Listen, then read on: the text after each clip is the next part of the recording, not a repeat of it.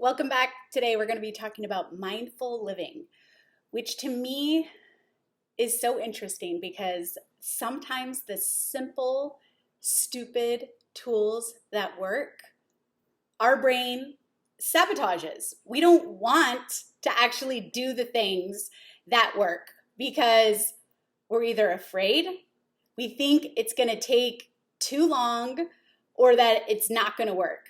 Our brain vetoes the stupid stuff that works. So awareness is the first key. We have to be aware that our brain is trying to sabotage us. So we can call it all kinds of things. People call it the ego. They call it negative self-talk. They call it the unconscious or the subconscious mind. Yeah, there's so many ways to talk about it, but really there has to be an awareness of what stops us from moving forward. Everybody has room for improvement. Everybody has problems. So we don't have to keep pushing it down. We don't have to keep pretending. What I have found is when I do that, I stay stuck and I can't grow. And I think we also have this mindset that we want to avoid pain at all costs. So growing equals pain. Now, there's a way to do it that is actually a way to sustain growing that isn't as painful as an all or nothing approach, which most of us do that. We set too high of a goals. We set ourselves up for failure because we want to be good or better right away, even yesterday. And so that thinking is just setting us up to be depressed, to be self-loathing, to be in a pity party, you know? So mindful living is important, and there's a tool that we can use. And I know this is going to seem so silly, but it's writing. It's writing. It's solving the issues that go on in my head so that I can know exactly what they are by seeing it on paper, black and white. And then what I'm doing is I'm creating a new experience because my mind tells me I already know what to do.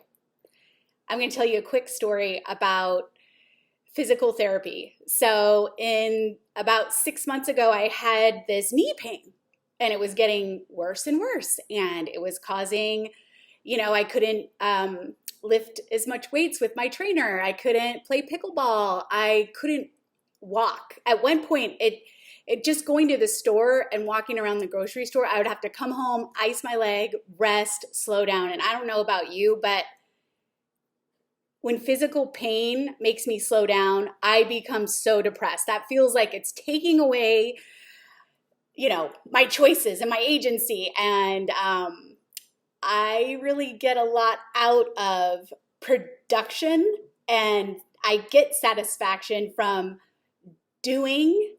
And this has been an ongoing skill for me to learn how to slow down and relax and take it easy. I know no one else has that issue. But for me, these signals that come up when I have physical pain, I have recognized a pattern that when I get a physical symptom of pain, that it is the universe or God, a divine entity coming in to help me slow down and practice the art of slowing down, because there's so many gifts in slowing down. But it's uncomfortable for me, and so I'd rather stay busy than have to face what goes on when it's quiet, what goes on in my mind when it's quiet. And this tool of writing, tracking, journaling actually allows us to see on paper the patterns. So there's a lot of different ways to journal. There's a lot of different ways to track. There's a lot of different things in your life to track. We could track how we're doing in relationships, how we're spending our money, what we're eating. These all contribute to thoughts and feelings, behaviors, and results that are going on in our life. And so right now, whether you know it or not, you already have a pattern, you already have a routine. Your body just naturally starts doing it, right? So when we're talking about neuroplasticity and changing the brain and rewiring our minds to see another perspective or to see another way of doing something, we've all heard the phrase, there's more than one way to skin a cat, which that's horrible. I'm a cat person. Why would anyone say that? But there are way more ways to do one thing well. There's more than one way to do things good, and there's more than one way to do things excellent. And we're all at different levels and skills to be able to do that. So this awareness is so important. And I love this quote from Albert Einstein: "We cannot solve our problems with the same thinking we used when we created them." We can't solve the problem with the same thinking I created it with. There's another phrase: self can't reveal self to self. That means I lack perspective. And who wants to admit that? No one. That's not what we're trained. We're trained to act like we do know. So being able to set aside what I think I know about something to have a new experience is a new concept, but it's true. It opens my mind when I say I don't know. And that, for a long time, I did not want to say out loud. I did not want to say I don't know, because I wanted people to think I was smart. I wanted people to think I knew. And so I acted like that. And it's embarrassing that even an old character personality trait is using arrogance, and maybe it looks like confidence to some people. And when I'm really being honest with myself, and the only reason why I would be honest with myself is so that I can continue to grow and nurture and value other people. If I do not know myself, how can I be curious and aware of other people? I wouldn't. If I'm just floating through life and I'm half asleep to my patterns, why would I be able to pick up on what other people are telling me through their body language, through their tone, through their words? And I'll tell you, body language and tone speak so much louder than words. So I love this for uncovering how to problem solve challenges in my life. And so everybody can improve on relationships, right? So if I'm just thinking about the relationships in my life and how, if I think I know how to have a good relationship and there's a relationship in my life that's like wonky, I have to get humble enough to admit I don't know how to connect with this person, so that I can have a new experience. That will open my mind. So this phrase, I don't know, is actually a way to open our mind. So even right now, if you could just take a deep breath in and just, whether you believe it or not, just say, I'm not sure, Melanie.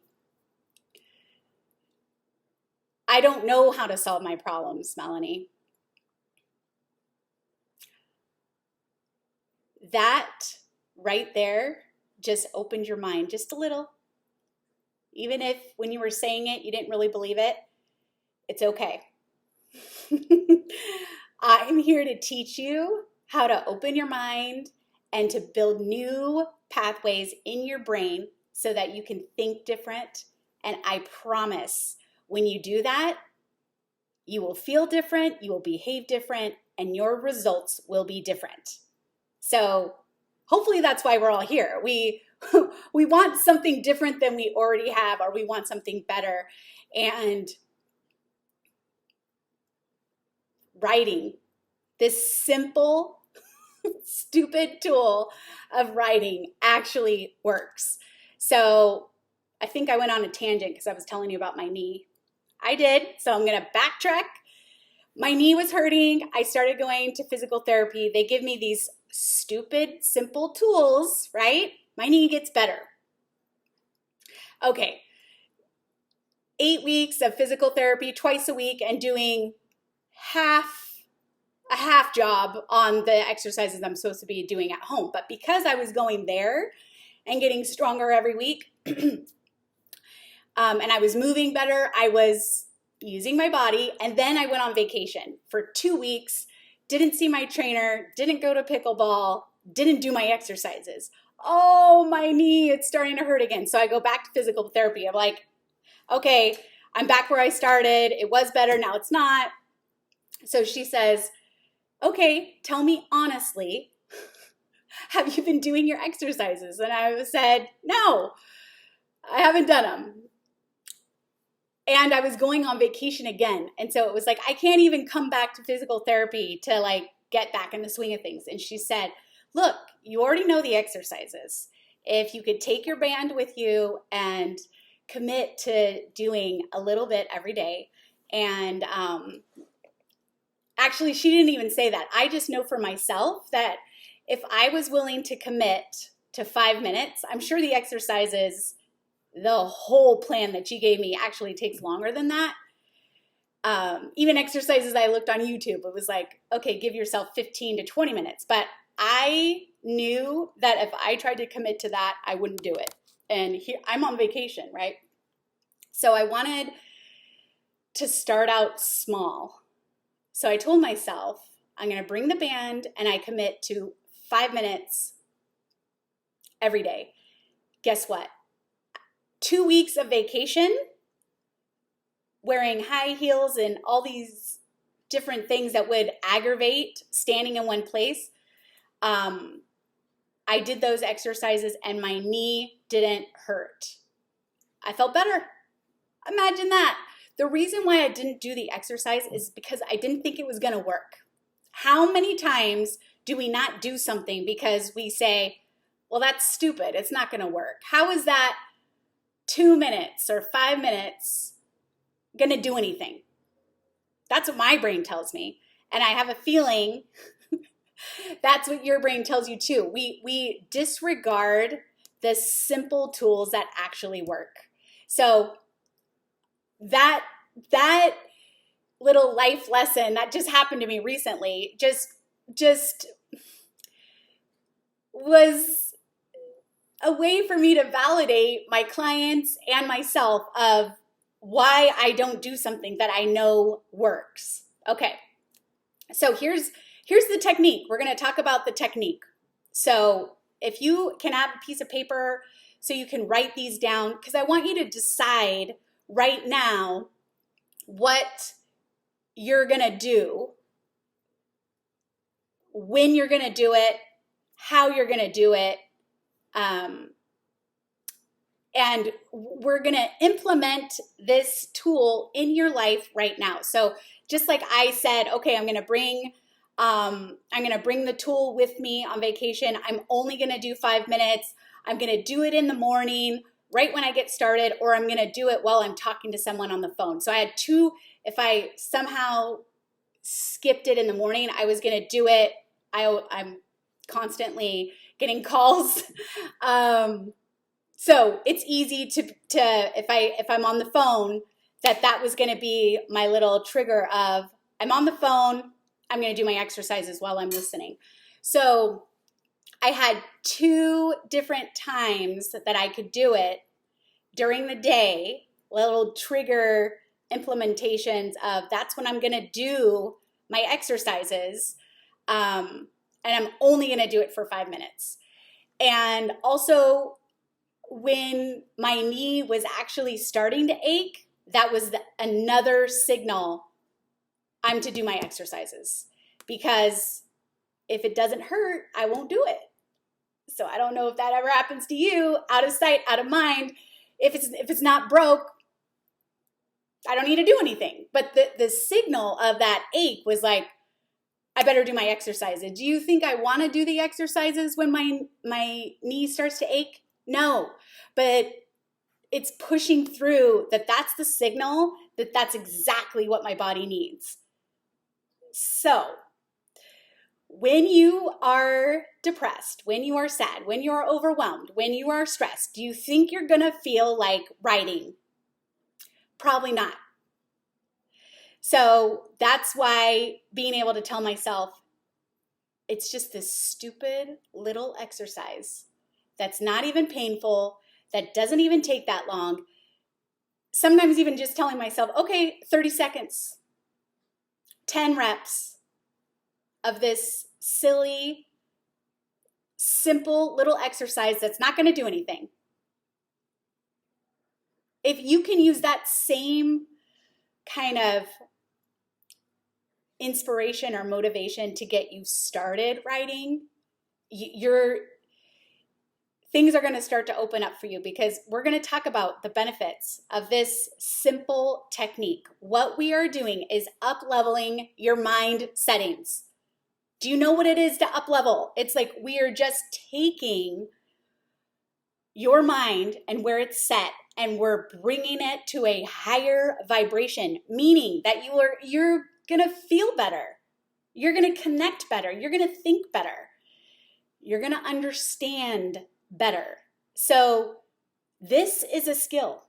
And with anything, when you practice it, you get better and better at it. It becomes more of a habit. It becomes automatic. You just, it just flows. But just like Olympian athletes, they have to practice to be at that level of mastery. So I want to talk about repetition, because that is how we create neural pathways. We have to be consistent, and you get to govern yourself. This is your choice. You get to take action as much as you want, when you want, and for what purpose you want. That's really important, that you are empowered about your choice and your agency of what you can do. So why would you want to journal? Why would you want to start writing? Why would writing be mindful living? So as I already said, and I'm going to probably keep saying it, it has to be every day, consistent, and don't stop. So that's why I would recommend 60 seconds. Like first, like I like being able to break everything down so that it's so simple, stupid, easy, that when your mind says, I don't want to do that, you can be like, but it's so simple, stupid, easy. Because that's exactly what I told myself to do those exercises. Why would I do that? Well, why wouldn't I do it if it's stupid, simple, easy? And it works. It works. So here we are. You're going to pick a goal for yourself. When are you going to do it? How long you're going to do it? And then we're going to get into what you're going to actually write. But let me tell you why you want to do this. It's because you can solve problems and challenges in your life by writing. It's amazing. I use this tool with my clients. If you're going to be my client, we write. We put pen to paper. There's no other way to get the mind to know I am serious about changing. It works every time. So we write to be balanced. You're going to be more in tune. You're going to be more calm. You're going to make better decisions. You're going to see choices. You're going to be aware of life. You're going to be awake. You're going to be aware of other people. you're going to feel safer. You're going to be more connected to yourself and other people. You're going to be able to do better. Now, why wouldn't we want that? You know, my physical therapist said, your knee is going to feel so much better if you just do these little exercises. I mean, there's a part of me that, like, I did believe her, but I just didn't want to do it, or I didn't think, I maybe I didn't even believe her. Like, when she first was telling me, I'm just like, look, I'm in so much pain. I'll do whatever you tell me. I don't want surgery. I want to get back to my lifestyle. So, you know, so I'm telling you, this is the answer. This is what we all want. We want to feel safer and we want to be more calm. So this is the answer. All you have to do is do it. And it takes time. So we want it to be sustainable.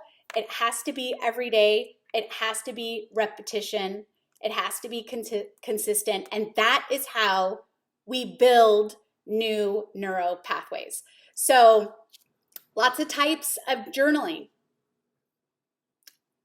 This is for you to put pen to paper so that you know what kind of type of journaling you're going to make that decision today. What type of journaling technique am I going to start out with? So record. It's going to be like a logbook. You can track. So you can also pick a topic of what you want to journal about. Do you want to track food? Do you want to track money? Do you want to track how many fights you get in with your significant other? Like, it's a logbook. It's a record of what's going on. What are the facts in your life that are happening? What is the pattern in your life? We're going to use it as a logbook of what happened today, right? The next one is a personal record, a private personal record, which means you're going to be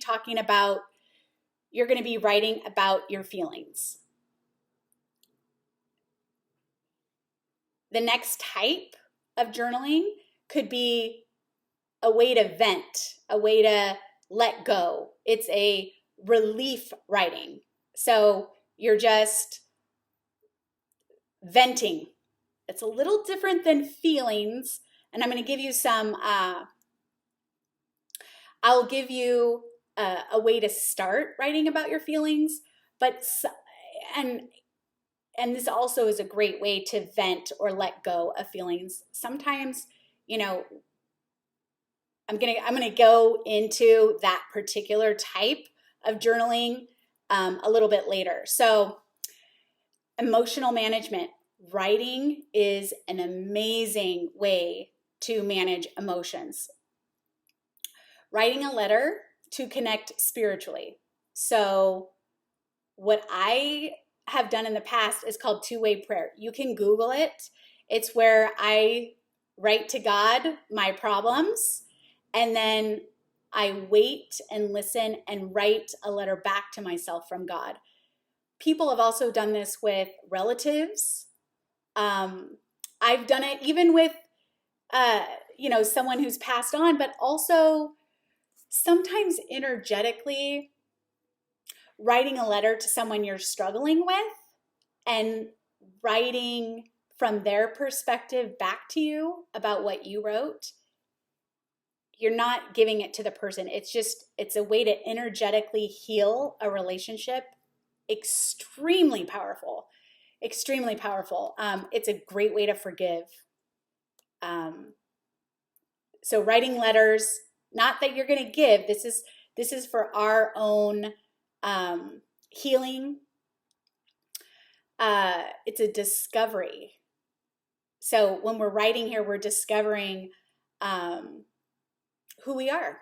So another type of writing technique is to self-look for one's great qualities. So searching for what is good in you and writing it down. Sometimes we forget and actually, this is a great writing assignment, homework assignment, because how hard is it for you to write all the things that you're grateful for that you have in your life, and how hard is it to write all the great qualities and benefits that you offer the world?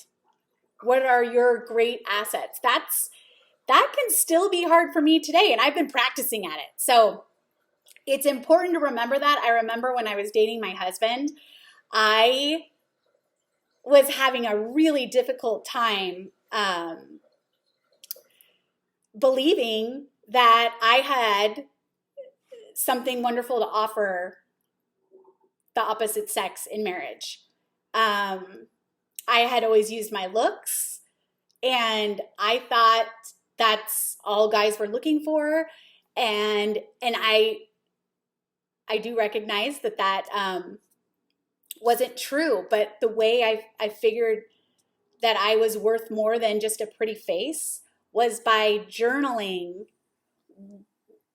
my great assets as a wife, my great assets as a partner, as a friend.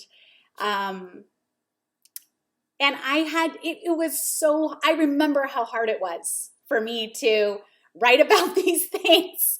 But I needed to keep going back to the list so I could remind myself, like, I'm creating a partnership with someone, and we're building a relationship that hopefully lasts a really long time, right? And so it was important that I knew what I could offer so that I could even be in tune with what he can offer. And I really feel like my husband and I are compatible because we both took the time to really assess and recognize what we could offer one another that didn't have to do with looks and money. Powerful, powerful, powerful. A brainstorm to solve a challenge or a problem.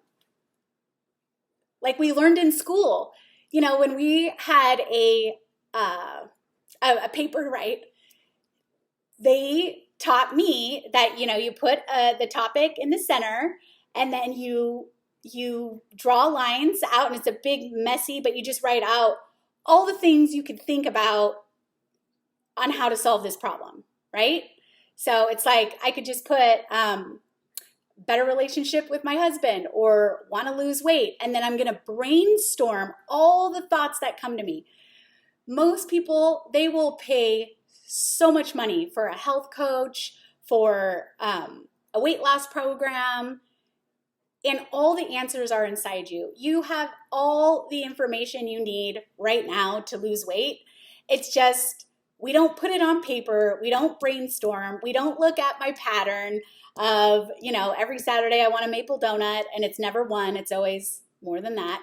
And I never take a look at what happens or the pattern that keeps me from getting the results I'm looking for, right? So brainstorming, like we were taught in school, putting an outline together, writing a paper about how to solve your problem, is a technique. So we're talking about the types of journaling techniques that are going to help move us forward, that we are committing to every day. We're going to select a time, whether it's 60 seconds, 5 minutes, that we're going to start with. And if you can sustain 60 seconds or 5 minutes for a week, then you could move it up a minute.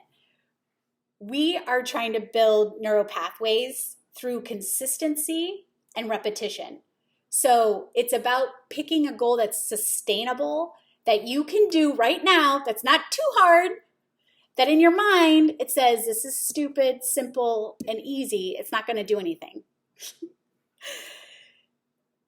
And if you could just take my word for it and believe me that when you pick a goal that is simple, stupid, and easy, and you are consistent, and you do it every single day,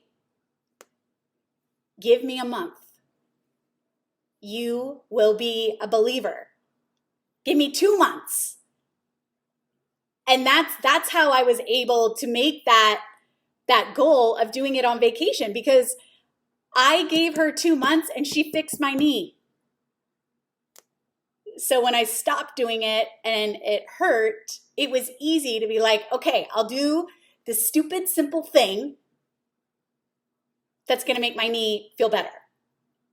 So start out small, do it every day. Pick a technique right now. I want you to write on your paper the technique. If one of these stood out to you, pick the technique, the type of technique you want to use. Pick the time you're going to do it, whether it's part of your AM routine, your PM routine, or while you're drinking coffee, I don't know. But you pick the time, and maybe even have a backup plan, because let's say you were going to do it while you're drinking coffee, but you were in a rush and you were drinking your coffee while you're driving, you're not going to be able to do it. So what's the second best option or time to take 60 seconds? I had to have a backup plan when I was on vacation, and it worked. It worked. So we're looking for ways that are going to be sustainable and that will work. And when your mind says, I don't really want to do that, I don't feel like writing, you can say, it's so simple and easy. I just have to write for 60 seconds. Anyone could do that. A toddler could commit to 60 seconds, right? So it's like, break it down so that it's so easy that when your mind says, no, I don't want to, you can't use that excuse because it's just too easy. So that's the way I like to build goals, because that's what I found works. That's what I find has worked. So this whole thing is about paying attention. So these are some questions that can help us pay attention to what's going on. Like, what is working? What isn't working in my life? What does it look like to be happy? What does it look like to have an ideal job or an ideal life or an ideal marriage? What does it look like to have an ideal amount of money, an ideal vacation? I have to ask myself these things. I have to create them. Otherwise, usually I have way out there unrealistic expectations, and they don't ever happen. And then I feel depressed about the amazing life I have. So I have to ask myself questions. When I ask myself questions, the conscious, logical mind will answer. That's really valuable. Questions are the way to engage the logical part of our mind to get real answers, the truth. Better answers than the subconscious mind. Subconscious wants to just keep you safe and the same. So when I'm using that side of my mind, usually it's unrealistic expectations because my livelihood is threatened. So it's fear driving the thought, not logic. This is so powerful. Questions engage the logic part of the mind. So when you ask yourself, what is working? What is not working in my life? Pen to paper. Your mind is connected. It's engaged. It knows your pain. It knows this is important to you. It is engaged and ready. Why don't we journal? I think I've shared my own experience with this, but we don't see the value. We think it takes too long. I don't understand the benefit. Personal experience, right? When I'm talking about my knee thing, it's like the personal experience that it worked for 2 months. I stopped and it didn't work. I'm sensitive to opening up. I don't really want to know. It's too scary to know what's really going on, right? I get that. I'm afraid of what will come out if I start writing. If I open Pandora's box, yeah, let's not do that, right? I have no plan of when and how to do it. So that's why I'm just drilling in, write it on paper right now. Your goal is when you're going to do it, what technique you're going to do, backup plan if it doesn't happen with your first choice, and committing that you're going to do it every day, and for how long you're going to do it. That's sustainable and easy and simple. Okay, we don't want to look at self. That's a reason why we wouldn't do this exercise. Why we wouldn't use this amazing tool. No reason to improve. My mind is shut that there's no reason to improve. So I'll tell you, when my knee does not hurt, no reason to improve. When I can't see the reason why I'm doing something, like if you want, a why that makes you cry, it's because you have to have a reason to do something. I feel like pain is the biggest motivator for me personally, because if everything's fine, it's easy to rest on our laurels, right? What I've done yesterday, well, I did my exercise yesterday, my knee's not hurting today, so I'm probably good, And when I think about, if I say my relationship is fine, then there's no reason to improve.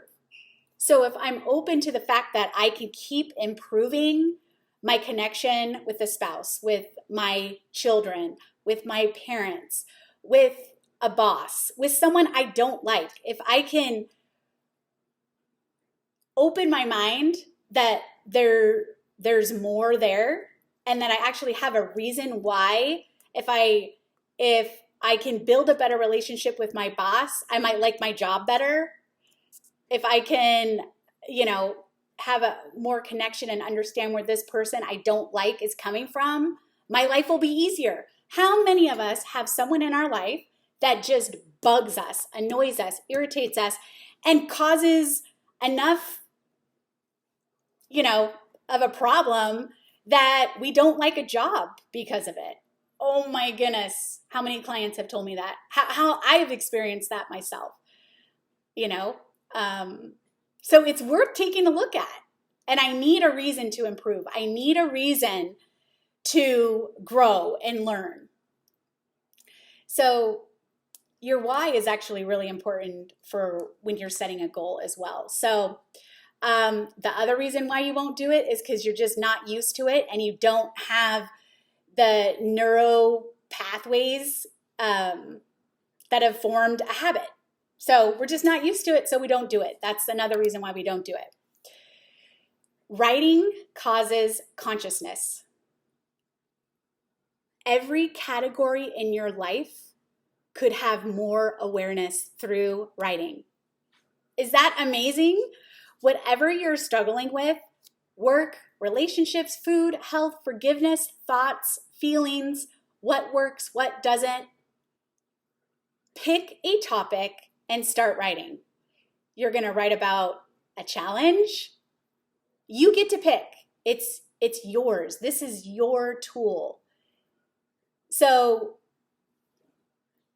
this is what we're doing. We are committed to writing. We're picking a topic. We're writing it down.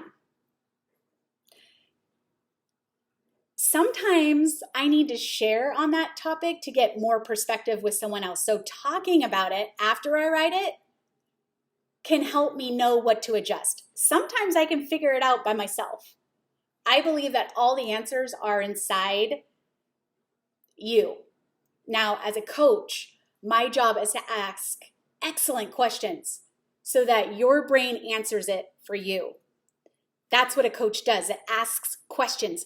You get to practice coaching yourself by asking questions, and we all can use another perspective. And that's why I always talk about a life of consultation. I'm not going to get into that right now because that's my favorite topic and this will never be over. So what are the behaviors, what are the results, and what do I want instead? So those are some of the things that I look at when I'm collecting data. I'm going to mention one more thing about that technique of managing emotions. So what I'm doing is I'm looking deep down inside for beliefs and feelings that I've pushed down. So this is a writing prompt. I feel blank because, and just use that phrase. I feel sad, angry, frustrated, overwhelmed, stressed. Those are common negative emotions that come up that you're going to write. I feel sad because. And you're just going to let the pen write for you. And you might in the beginning be like, well, I don't know what to write. Just start. I had a coach tell me once, you could even talk while you're scribbling on paper, not even writing words, just pen to paper. Anyway, I know there's so many ways to start building something new. We want to dump what's in here on paper so that we can see the patterns and make a change. I'm so excited for you. Let me know how this works and what you're focused on, and physically write out what your goal is on paper.